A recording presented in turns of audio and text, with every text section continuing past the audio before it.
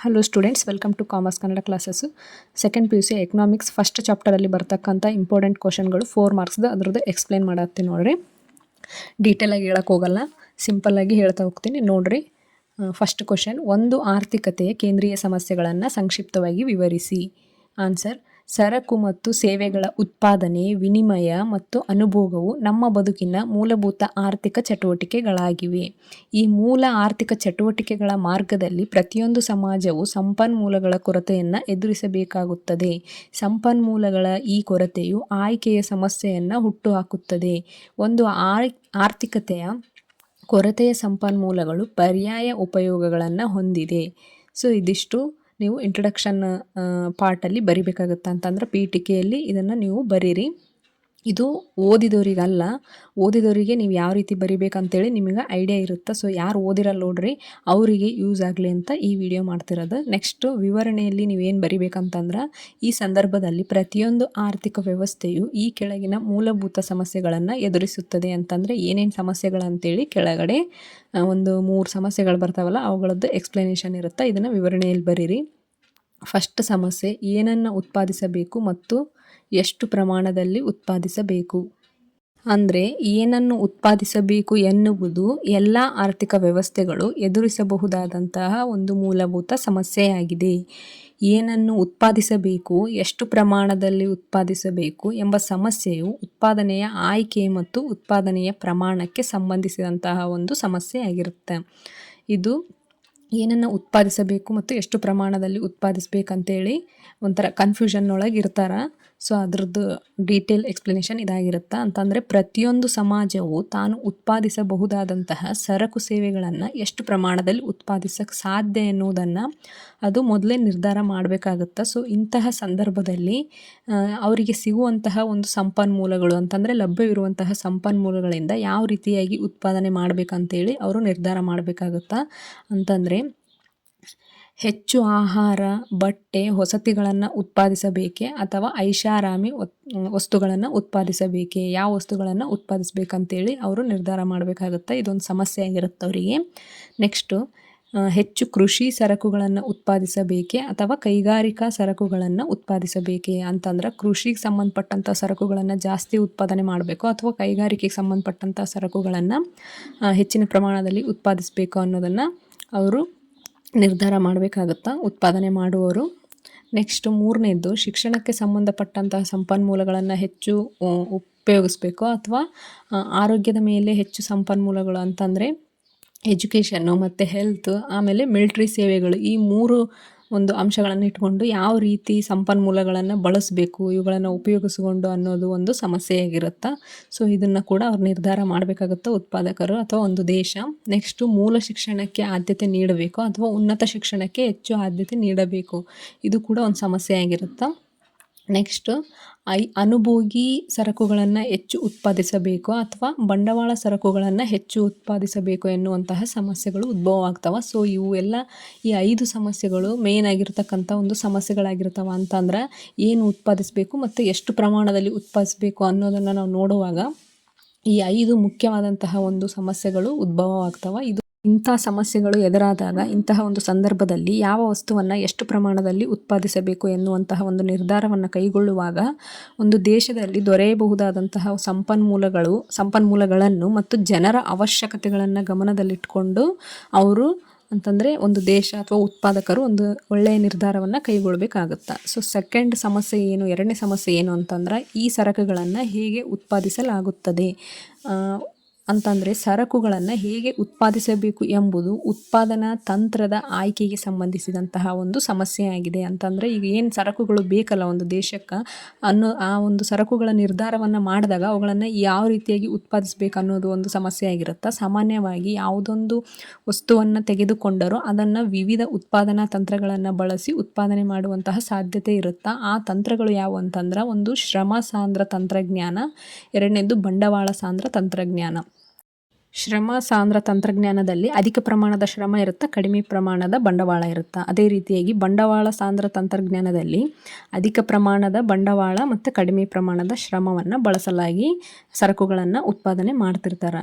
ಒಟ್ಟಾರೆಯಾಗಿ ಇಲ್ಲಿ ಏನು ಮಾಡಬೇಕು ಅಂತಂದ್ರೆ, ತಂತ್ರಜ್ಞಾನವನ್ನು ಆಯ್ದುಕೊಳ್ಬೇಕಾದ್ರೆ ಆಯಾ ದೇಶಗಳಲ್ಲಿ ಲಭ್ಯವಿರುವಂತಹ ಒಂದು ಸಂಪನ್ಮೂಲಗಳಿಂದ ಆಯ್ದುಕೊಳ್ಬೇಕಾಗುತ್ತಾ. ಅಂತಂದರೆ ಶ್ರಮದ ಪ್ರಮಾಣ ಜಾಸ್ತಿ ಇತ್ತು, ಲೇಬರ್ಸ್ ಜಾಸ್ತಿ ಇದ್ರು ಅಂತಂದರೆ ಅದನ್ನು ನೆಕ್ಸ್ಟ್ ಬಂಡವಾಳ ಜಾಸ್ತಿ ಲಭ್ಯವಾಗ್ತಾ ಇತ್ತು ಅಂತಂದ್ರೆ ಈ ಬಂಡವಾಳ ಸಾಂದ್ರವನ್ನು ಅವರು ಆಯ್ಕೆ ಮಾಡ್ಕೋಬೇಕಾಗುತ್ತೆ. ನೆಕ್ಸ್ಟು 3ನೇ ಸಮಸ್ಯೆ ಯಾವುದಂತಂದರೆ, ಯಾರಿಗಾಗಿ ಈ ಸರಕುಗಳನ್ನು ಉತ್ಪಾದಿಸಬೇಕು. ಅಂದರೆ ಯಾರಿಗಾಗಿ ಉತ್ಪಾದಿಸಬೇಕು ಎನ್ನುವುದು ಮುಖ್ಯವಾಗಿ ಸರಕು ಮತ್ತು ಸೇವೆಗಳನ್ನು ಜನರಲ್ಲಿ ಹೇಗೆ ವಿತರಣೆ ಮಾಡಬೇಕೆಂಬ ಸಮಸ್ಯೆಗೆ ಸಂಬಂಧಿಸಿದೆ. ಅಂತಂದರೆ ಯಾರಿಗಾಗಿ ಉತ್ಪಾದನೆ ಮಾಡಬೇಕು, ಅವರಿಗೆ ಯಾವ ರೀತಿ ವಿತರಣೆ ಮಾಡಬೇಕು ಅನ್ನೋದು. ಅಂದರೆ ರಾಷ್ಟ್ರೀಯ ವರಮಾನದ ಉತ್ಪಾದನೆಯಲ್ಲಿ ಭಾಗವಹಿಸುವ ವಿವಿಧ ವರ್ಗದ ಜನರ ನಡುವೆ ಅದನ್ನು ಯಾವ ರೀತಿ ವಿತರಿಸಬೇಕು ಎನ್ನುವಂತಹ ಒಂದು ವಿಚಾರವನ್ನು ನಿರ್ಧರಿಸಬೇಕಾಗುತ್ತಾ. ಯಾವ ರೀತಿ ಅಂತಂದರೆ, ಯಾರಿಗಾಗಿ ಅಂತಂದರೆ ಈಗ ಸರಕುಗಳನ್ನು ಯಾರಿಗಾಗಿ ನಾವು ಉತ್ಪಾದನೆ ಮಾಡಿ ಅದನ್ನು ಯಾವ ರೀತಿ ಅವರಿಗೆ ಹಂಚಬೇಕು ಅನ್ನೋದು. ಇಲ್ಲಿ ಏನೇನು ನಿರ್ಧಾರವನ್ನು ಮಾಡಬೇಕಾಗುತ್ತೆ ಅಂತಂದರೆ, ಆರ್ಥಿಕತೆಯಲ್ಲಿ ಉತ್ಪಾದಿಸಲಾದಂತಹ ಸರಕುಗಳನ್ನು ಯಾರು ಎಷ್ಟು ಪ್ರಮಾಣದಲ್ಲಿ ಪಡೆಯುತ್ತಿದ್ದಾರೆ ಇದೊಂದು. ನೆಕ್ಸ್ಟ್ 2ನೇದು, ಆರ್ಥಿಕತೆಯಲ್ಲಿನ ಉತ್ಪನ್ನವನ್ನು ವಿವಿಧ ವ್ಯಕ್ತಿಗಳಲ್ಲಿ ಹೇಗೆ ವಿತರಣೆ ಮಾಡಬೇಕು ಅನ್ನೋದನ್ನು ನಿರ್ಧಾರ ಮಾಡಬೇಕಾಗುತ್ತಾ. ನೆಕ್ಸ್ಟ್ 3ನೇದು, ಸರಕುಗಳನ್ನು ಯಾರು ಹೆಚ್ಚು ಪಡೆಯುತ್ತಿದ್ದಾರೆ ಹಾಗೂ ಯಾರು ಕಡಿಮೆ ಪಡೆಯುತ್ತಿದ್ದಾರೆ.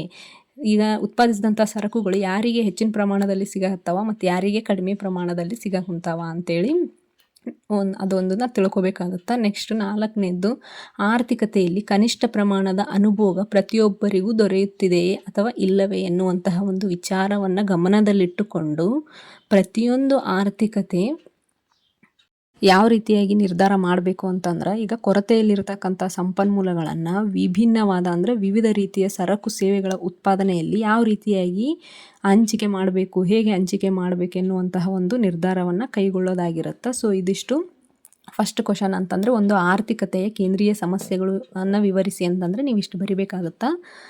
ನೆಕ್ಸ್ಟ್ 2ನೇ ಕ್ವಶನ್, ಉತ್ಪಾದನಾ ಸಾಧ್ಯತಾ ಗಡಿಯನ್ನು ಸಂಕ್ಷಿಪ್ತವಾಗಿ ವಿವರಿಸಿ. ಇದು ಕೂಡ 4 ಮಾರ್ಕ್ ಕ್ವಶನ್. ಆನ್ಸರ್ ನೋಡ್ತಾ ಹೋಗೋಣ. ದೇಶವೊಂದರಲ್ಲಿ ಲಭ್ಯವಿರುವ ಸಂಪನ್ಮೂಲಗಳು ಮತ್ತು ತಂತ್ರಜ್ಞಾನದ ಸಹಾಯದಿಂದ ಉತ್ಪಾದಿಸಲು ಸಾಧ್ಯವಿರುವಂತಹ ಉತ್ಪಾದನಾ ಸಾಧ್ಯತೆಗಳನ್ನು ತೋರಿಸುವ ರೇಖೆಯನ್ನು ಉತ್ಪಾದನಾ ಸಾಧ್ಯತಾ ಗಡಿ ಎನ್ನಲಾಗುತ್ತದೆ ಅಥವಾ ಉತ್ಪಾದನಾ ಸಾಧ್ಯತಾ ಗಡಿ ರೇಖೆ ಎನ್ನಲಾಗುತ್ತದೆ. ಇದು ಮೀನಿಂಗ್ ಆಯಿತು. ಇಂಟ್ರೊಡಕ್ಷನಲ್ಲಿ ಇದನ್ನು ಬರೀರಿ.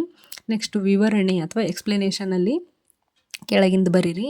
ಅಂದರೆ ಮಾನವನ ಬಯಕೆಗಳು ಅಪರಿಮಿತವಾಗಿವೆ, ಆದರೆ ಈ ಬಯಕೆಗಳನ್ನು ತೃಪ್ತಿಪಡಿಸಲು ಲಭ್ಯವಿರುವ ಸಂಪನ್ಮೂಲಗಳು ಮಿತವಾಗಿವೆ. ಈ ಒಂದು ಕಾರಣದಿಂದ ಸಂಪನ್ಮೂಲಗಳನ್ನು ದಕ್ಷ ರೀತಿಯಲ್ಲಿ ಬಳಸಿಕೊಳ್ಳಬೇಕಾಗುತ್ತದೆ. ಸಂಪನ್ಮೂಲಗಳು ಕೂಡ ಮಿತವಾಗಿರುವುದರಿಂದ ಎಲ್ಲ ಸರಕುಗಳನ್ನು ನಮಗೆ ಬೇಕಾದಷ್ಟು ಪ್ರಮಾಣದಲ್ಲಿ ಉತ್ಪಾದಿಸಲು ಸಾಧ್ಯವಾಗುವುದಿಲ್ಲ.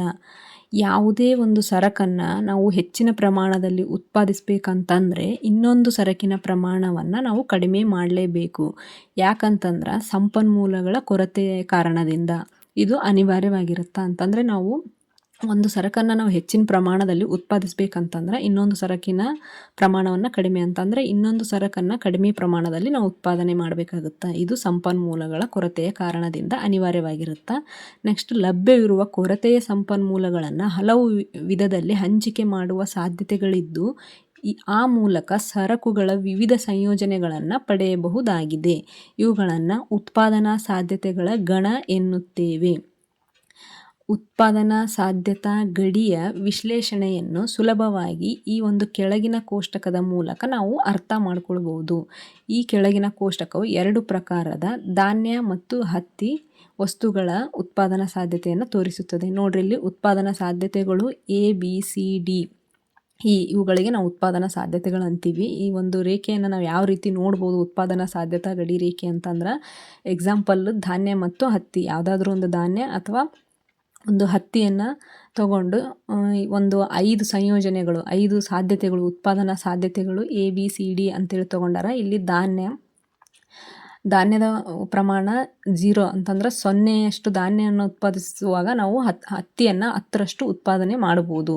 ಧಾನ್ಯವನ್ನು ನಾವು ಒಂದು ಹೆಚ್ಚಿಸಿದಾಗ ಅಂತಂದರೆ 1ರಷ್ಟು ಧಾನ್ಯವನ್ನು ಉತ್ಪಾದನೆ ಮಾಡುವಾಗ ಇಲ್ಲಿ ಹತ್ತಿಯನ್ನು ಕಡಿಮೆ ಮಾಡ್ತಾ ಹೋಗ್ಬೇಕು ನಾವು. 9ರಷ್ಟು ಹತ್ತಿ ಉತ್ಪಾದನೆ ಆಗ್ತಿರುತ್ತೆ. ನೆಕ್ಸ್ಟ್ ಸಿ ಒಂದು ಸಾಧ್ಯತೆ, ಉತ್ಪಾದನಾ ಸಾಧ್ಯತೆಯಲ್ಲಿ ಧಾನ್ಯದ ಪ್ರಮಾಣ 2ರಷ್ಟು ಇದ್ದಾಗ ಹತ್ತಿಯ ಪ್ರಮಾಣ, ಉತ್ಪಾದನೆಯ ಪ್ರಮಾಣ 7ರಷ್ಟು ಇರುತ್ತೆ. ಅದೇ ರೀತಿಯಾಗಿ ಡಿ ಇದ್ದು ನೋಡಿದರೆ ಧಾನ್ಯವನ್ನು 3ರಷ್ಟು ಉತ್ಪಾದನೆ ಮಾಡಿದರೆ ಹತ್ತಿಯನ್ನು 4ರಷ್ಟು ಉತ್ಪಾದನೆ ಮಾಡ್ತೀವಿ. ನೆಕ್ಸ್ಟ್ ಈ ಒಂದು ಉತ್ಪಾದನಾ ಸಾಧ್ಯತೆಯನ್ನು ನೋಡಿದಾಗ ಧಾನ್ಯವನ್ನು 4ರಷ್ಟು ಉತ್ಪಾದನೆ ಮಾಡಿದಾಗ ಹತ್ತಿ ಆಟೋಮೆಟಿಕ್ಕಾಗಿ 0 ಅಂದರೆ 0ಕ್ಕೆ ಬರುತ್ತೆ. ಯಾವ ರೀತಿ ಅಂತಂದರೆ, ಇವಾಗ ನಾವು ಒಂದು ಧಾನ್ಯದ ಪ್ರಮಾಣವನ್ನು ನಾವು ಹೆಚ್ಚಿಗೆ ಯಾವ ರೀತಿ ಉತ್ಪಾದನೆ ಮಾಡ್ತಾ ಹೋಗ್ತೀವಿ, ಅದೇ ರೀತಿ ಹತ್ತಿಯ ಪ್ರಮಾಣ ಕಡಿಮೆ ಆಗ್ತಾ ಹೋಗುತ್ತಾ. ಈ ಮೇಲಿನ ಪಟ್ಟಿಯಲ್ಲಿ ತೋರಿಸಿರುವಂತೆ ಲಭ್ಯವಿರುವಂತಹ ಎಲ್ಲ ಸಂಪನ್ಮೂಲಗಳನ್ನು ಧಾನ್ಯ ಮತ್ತು ಉತ್ಪಾದನೆಯಲ್ಲಿ ಬಳಸಿದಾಗ ಉತ್ಪಾದಿಸಬಹುದಾದಂತಹ ಧಾನ್ಯದ ಗರಿಷ್ಠ ಪ್ರಮಾಣವು 4 ಯೂನಿಟ್ಗಳಾಗಿರುತ್ತೆ. ಮತ್ತು ಲಭ್ಯವಿರುವ ಎಲ್ಲ ಸಂಪನ್ಮೂಲಗಳನ್ನು ಹತ್ತಿ ಉತ್ಪಾದನೆಯಲ್ಲಿ ಬಳಸಿದರೆ ನಾವು 10 ಯೂನಿಟ್ಗಳಷ್ಟು ಹತ್ತಿಯನ್ನು ಉತ್ಪಾದನೆ ಮಾಡಬಹುದು. ಈ ಸಂಯೋಜನೆಗಳಲ್ಲದೆ ಒಂದು ಅರ್ಥವ್ಯವಸ್ಥೆಯು ಇನ್ನಿತರ ಸಂಯೋಜನೆಗಳನ್ನು ಹೊಂದಬಹುದು. ಯಾವ ರೀತಿ ಅಂತಂದ್ರೆ, ಉದಾಹರಣೆಗೆ ಒಂದು ಅರ್ಥವ್ಯವಸ್ಥೆ 1 ಯೂನಿಟ್ ಧಾನ್ಯ, ನಾ ಹೇಳಿದ್ನಲ್ಲ ಇಂದ 1 ಯೂನಿಟ್ ಧಾನ್ಯ ಹಾಗೂ 9 ಯೂನಿಟ್ಗಳಷ್ಟು ಹತ್ತಿಯನ್ನು, 2 ಯೂನಿಟ್ ಧಾನ್ಯ ಹಾಗೂ 7 ಯೂನಿಟ್ ಹತ್ತಿಯನ್ನು, ಅಥವಾ 3 ಯೂನಿಟ್ ಧಾನ್ಯ 4 ಯೂನಿಟ್ ಹತ್ತಿಯನ್ನು ಸಹ ಉತ್ಪಾದಿಸಬಹುದು. ಹಾಗೂ ಇದಲ್ಲದೆ ಬೇರೆ ಬೇರೆ ಸಾಧ್ಯತೆಗಳು ಕೂಡ ಇರ್ತಾವೆ. ಉತ್ಪಾದನಾ ಸಾಧ್ಯತೆ ಪಟ್ಟಿಯಲ್ಲಿ ವಿವರಿಸಲಾದಂತಹ ವಿವಿಧ ರೀತಿಯ ಉತ್ಪಾದನಾ ಸಾಧ್ಯತೆಗಳನ್ನು ನಾವು ಈ ರೇಖಾಚಿತ್ರದಲ್ಲಿ ನೋಡ್ಬೋದು. ಇಲ್ಲಿ ನೋಡ್ರಿ 0 to X ಧಾನ್ಯದ ಒಂದು ಉತ್ಪಾದನೆಯಾಗಿರುತ್ತೆ. ನೆಕ್ಸ್ಟ್ ಇಲ್ಲಿ 0 to Y ಹತ್ತಿಯ ಉತ್ಪಾದನೆಯನ್ನು ನೋಡ್ಬೋದು. ಇಲ್ಲಿ ಉತ್ಪಾದನಾ ಸಾಧ್ಯತೆಗಳು ನೋಡ್ರಿ 1 2 3 4 ಧಾನ್ಯದ್ದು, ಇಲ್ಲಿ 2 4 6 8 10 ಇದು ಹತ್ತಿಯ ಒಂದು ಉತ್ಪಾದನೆಯಾಗಿರ್ತದೆ. ಇದು ನಿಮ್ಗೆ ಅರ್ಥ ಆಗಲಿ ಅಂತೇಳಿ ನಾನು ಇನ್ನೊಂದು ಸಲ ಈ ಒಂದು ರೇಖಾಚಿತ್ರವನ್ನು ನಿಮ್ಗೆ ಹಾಕಿ ತೋರ್ಸತ್ತೀನಿ. ಇದು ರಾ ಆಗಿರುತ್ತೆ. ನೀವು ಕರೆಕ್ಟಾಗಿ ಸ್ಕೇಲಿನ ಮೂಲಕ ಹಾಕಿದ್ರಿ ಅಂತಂದ್ರೆ ನಿಮಗೊಂದು ಐಡಿಯಾ ಬರುತ್ತೆ. ಸೊ ಇದ್ರೊಳಗೆ ನೋಡ್ರಿ ಮೇಲೆ ಏನು ನಾನು ತೋರಿಸಿದ್ನಲ್ಲ ಆ ಥರ ನೀವು ಪಾಯಿಂಟ್ಔಟ್ ಮಾಡ್ಕೊತ ಹೋದ್ರೆ 1 ಯೂನಿಟ್ ನಾವು ಧಾನ್ಯ ಉತ್ಪಾದನೆ ಮಾಡುವಾಗ 9 ಯೂನಿಟ್ ಹತ್ತಿಯನ್ನು ಉತ್ಪಾದನೆ ಮಾಡ್ತೀವಿ. ನೋಡ್ರಿ ಅಲ್ಲಿ ನಾನು ಹಾಕಾಕತ್ತೀನಲ್ಲ ಲೈನ್, ಆ ಥರ ಇರುತ್ತದು. ನೆಕ್ಸ್ಟ್ 2 ಯೂನಿಟ್ ಧಾನ್ಯ ಮತ್ತು 7 ಯೂನಿಟ್ ಹತ್ತಿ. ನಾವು 2 ಯೂನಿಟ್ ಧಾನ್ಯ ಉತ್ಪಾದನೆ ಮಾಡುವಾಗ 6ರ ಮೇಲೆ 8ರ ಕೆಳಗೆ 7 ಯೂನಿಟ್ ಹತ್ತಿಯನ್ನು ನಾವು ಉತ್ಪಾದನೆ ಮಾಡ್ಬೋದು. ನೆಕ್ಸ್ಟು 3 ಯೂನಿಟ್ ಧಾನ್ಯ ಹಾಗೂ 4 ಯೂನಿಟ್ ಹತ್ತಿ ಅಂತಂದ್ರೆ 3 ಯೂನಿಟ್ ಧಾನ್ಯ ಇದ್ದಾಗ 4 ಯೂನಿಟ್ ಹತ್ತಿ. ಸೊ ಇದು ಈ ಥರ ಇರುತ್ತೆ. ಒಂದು ರೇಖಾಚಿತ್ರವನ್ನು ನೀವು ಹಾಕಿದಾಗ ಈ ಥರ ಬರುತ್ತೆ ನೋಡ್ರಿ. ನಾನು ಇದನ್ನು ರಾ ಆಗಿ ಹಾಕಿನಿ, ನೀವು ಸ್ಕೇಲ್ ಮೂಲಕ ಹಾಕಿದ್ರೆ ನಿಮ್ಗೆ ನೀಟಾಗಿ ಅದು ಅಲ್ಲಿ ಪ್ರಿಂಟ್ ಐತಲ್ಲ ಆ ಥರ ನಿಮ್ಗೆ ಬಂದೇ ಬರುತ್ತೆ ಅದು ಸ್ಕೇಲ್ ಮೂಲಕ ಹಾಕಿದ್ರೆ. ಸೊ ಇವು ಉತ್ಪಾದನಾ ಸಾಧ್ಯತೆಗಳಾಗಿರ್ತವೆ ABCD E. ನೋಡ್ರಿ ಇಲ್ಲಿ ಈ ಮೇಲಿನ ರೇಖಾಚಿತ್ರದಲ್ಲಿ OX ಅಕ್ಷದಲ್ಲಿ ಧಾನ್ಯ, ನಾನು ಅವಾಗಲೇ ಹೇಳಿದ್ನಲ್ಲ OY ಅಕ್ಷದಲ್ಲಿ ಹತ್ತಿಯನ್ನು ತೋರಿಸಲಾಗಿದೆ.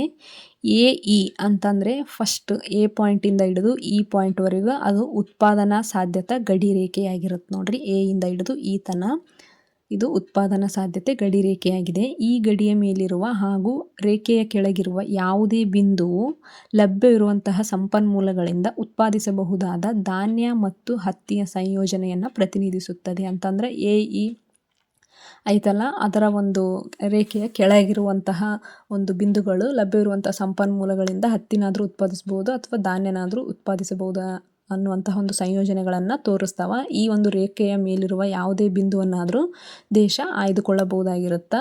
ಉತ್ಪಾದನಾ ಸಾಧ್ಯತೆ ರೇಖೆ AE ಯಾವಾಗಲೂ ನಿಮ್ನ ಮಧ್ಯವಾಗಿರುತ್ತೆ. ಸೊ ಇದನ್ನು ಮಲ್ಟಿಪಲ್ ಚಾಯ್ಸ್ ಕ್ವಶನಲ್ಲಿ ನಿಮಗೆ ಕೇಳ್ಬೋದು, ನೋಡ್ಕೊಳ್ರಿ. ಒಟ್ಟಾರೆಯಾಗಿ ಲಭ್ಯವಿರುವಂತಹ ಸಂಪನ್ಮೂಲಗಳಲ್ಲಿ ಒಂದು ವಸ್ತುವಿನ ಉತ್ಪಾದನೆಯನ್ನು ನಾವು ಹೆಚ್ಚಿಸಬೇಕಂತಂದ್ರೆ ಇನ್ನೊಂದು ವಸ್ತುವಿನ ಉತ್ಪಾದನೆಯನ್ನು ಕಡಿಮೆಗೊಳಿಸಬೇಕಾಗುತ್ತಾ ಎನ್ನುವಂತಹ ಒಂದು ವಿಚಾರವನ್ನು ಈ ನಿಮ್ನ ಮಧ್ಯ ರೇಖೆ ತಿಳಿಸುತ್ತಾ. ಅಂತಂದ್ರೆ ಅದು AE ತೋರಿಸಿದ್ನಲ್ಲ ಆ ಒಂದು ರೇಖೆ ನಮಗೆ ತಿಳಿಸಿಕೊಡುತ್ತಾ. ಹೀಗಾಗಿ ಒಂದು ಸರಕನ್ನು ಸ್ವಲ್ಪ ಅಧಿಕ ಪ್ರಮಾಣದಲ್ಲಿ ಪಡೆಯಲು ಬಯಸಿದರೆ ಅದರ ಬದಲಾಗಿ ಇನ್ನೊಂದು ಸರಕಿನ ಸ್ವಲ್ಪ ಪ್ರಮಾಣವನ್ನು ಬಿಟ್ಟು ಕೊಡಬೇಕಾಗುತ್ತದೆ. ಇದನ್ನು ಸರಕೊಂದರ ಹೆಚ್ಚುವರಿ ಘಟಕದ ಸದಾವಕಾಶ ಅಂತೇಳಿ ಕರಿತೀವಿ. ಸೊ ಇದಿಷ್ಟು ನೋಡ್ರಿ ಉತ್ಪಾದನಾ ಸಾಧ್ಯತೆ ಗಡಿ ರೇಖೆಯ ಒಂದು ಸಂಕ್ಷಿಪ್ತ ವಿವರಣೆಯಾಗಿರುತ್ತೆ. ಸೊ ಈ ವಿಡಿಯೋ ನಿಮ್ಗೆ ಏನಾದರೂ ಯೂಸ್ಫುಲ್ ಅನ್ನಿಸ್ತು ಅಂತಂದ್ರೆ ಒಂದು ಲೈಕ್ ಮಾಡಿರಿ, ನಿಮ್ಮ ಫ್ರೆಂಡ್ಸ್ಗಳಿಗೆ ಶೇರ್ ಮಾಡಿರಿ. ಹಾಗೆ ಯಾರಾದರೂ ಸಬ್ಸ್ಕ್ರೈಬ್ ಮಾಡ್ಕೊಳ್ಳದೆ ನೋಡ್ತಿದ್ರಿ ಅಂತಂದ್ರೆ ಸಬ್ಸ್ಕ್ರೈಬ್ ಮಾಡ್ಕೊಂಡು ನೋಡಿರಿ. So thank you for watching.